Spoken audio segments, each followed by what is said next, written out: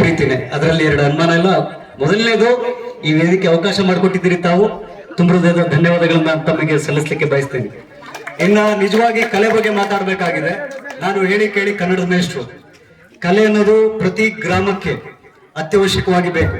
ನೋಡಿ, ಮೊದಲನೇದಾಗಿ ನೀವೆಲ್ಲರೂ ತಿಳ್ಕೊಳ್ಳಿ, ಕ್ರಿಸ್ತಶಕ 12ನೇ ಶತಮಾನದಲ್ಲಿ ಬಂದಂತ ಬಸವಣ್ಣ, ಅದಾದ್ಮೇಲೆ ಬಂದಂತ ಕನಕದಾಸ, ನಮ್ಮ ಜನಪದ ವಿದ್ವಾಂಸರು ಒಂದು ಮಾತು ಹೇಳ್ತಾರೆ, ಈ ನಾಡು ಕಂಡಂತ ಇಬ್ಬರು ಸಾಂಸ್ಕೃತಿಕ ನಾಯಕರಂತೆ.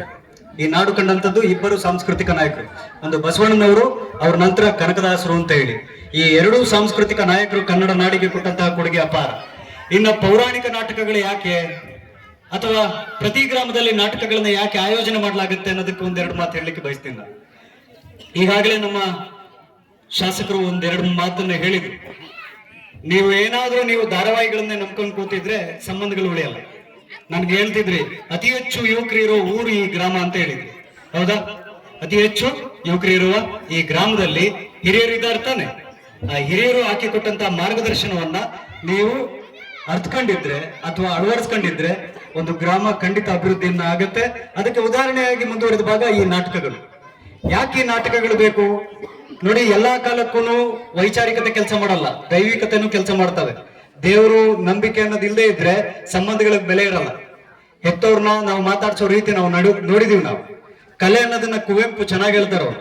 ಈ ಕಲ್ಲು, ಅವರು ಕವಿಶೈಲ ಇದೆಯಲ್ಲ ತೀರ್ಥಹಳ್ಳಿಗೆ, ಎಷ್ಟು ಜನ ಹೋಗಿದ್ರು ಬಿಟ್ಟಿದ್ರು ಗೊತ್ತಿಲ್ಲ, ಅಲ್ಲಿಂದ ಬಂದಂತವ್ರು ರಾಷ್ಟ್ರಕವಿ ಕುವೆಂಪು. ಕಲೆ ಅನ್ನೋದು ಜೀವಿಗಿದ್ರೆ ಹೆಂಗಿರುತ್ತೆ ಅನ್ನೋದಕ್ಕೊಂದು ಉದಾಹರಣೆ ಕೊಡ್ತಾರೆ. ಕಲ್ಲಿದಾವಲ್ಲ, ಅವನು ಬಂದು ನೋಡಿದ್ರೆ ಅದು ಕಲ್ಲಿನ ಗುಡ್ಡ ಅಷ್ಟೇ. ಅದು ಕಲೆಯಿಂದ ನೋಡಿದ್ರೆ ಅದೊಂದು ಸಗ್ಗದ ಬೀಡು ಅಂತ, ಸ್ವರ್ಗ ಇದ್ದ ಹಾಗೆ ಅಂತ. ಕಲೆ ಅನ್ನೋದು ಹಾಗೆ. ದಯವಿಟ್ಟು ಕಲೆಯನ್ನ ಪ್ರೋತ್ಸಾಹಿಸ್ತಕ್ಕಂಥ ಪ್ರತಿಯೊಬ್ಬರಿಗೂ ಕೂಡ ಸಹಕಾರ ಕೊಡಿ. ನೀವು ಅದೆಷ್ಟು ಖರ್ಚು ಮಾಡಿರ್ತೀರೋ ಗೊತ್ತಿಲ್ಲ, ಇಡೀ ದಿನ ಬೆಳಗಿನ ಜಾವದವರೆಗೂ ಕೂಡ ನೀವು ನಾಟಕವನ್ನ ಗಮನಿಸ್ತೀರಿ. ಮಕ್ಕಳಿಗೆ ಮಾದರಿ ಆಗ್ಬೇಕು. ಆ ಕಲೆ ಹೇಗಿರ್ಬೇಕು ಅಂದ್ರೆ ನಮ್ಮ ಸಂಸ್ಕಾರವನ್ನ ಪ್ರತಿನಿಧಿಸ್ಬೇಕು, ನಮ್ಮ ಸಂಸ್ಕೃತಿಯನ್ನ ಪ್ರತಿನಿಧಿಸ್ಬೇಕು. ಶನಿ ಮಹಾತ್ಮ, ನೀವು ಯಾವ ಗ್ರಹ ಹೆಗ್ಲೇರ್ಕೊಂಡ್ರು ಪರವಾಗಿಲ್ಲ, ತಪ್ಪಿಸ್ಕೋಬಹುದು. ಶನಿ ಹೆಗ್ಲೇರ್ಕೊಂಡ್ರು ಗೊತ್ತಲ್ಲ ನಮ್ಗಳಿಗೆ. ಶನಿ ಮಹಾತ್ಮನ ಕೃಪೆ ಇರ್ಬೇಕು ಎಲ್ರಿಗೂ.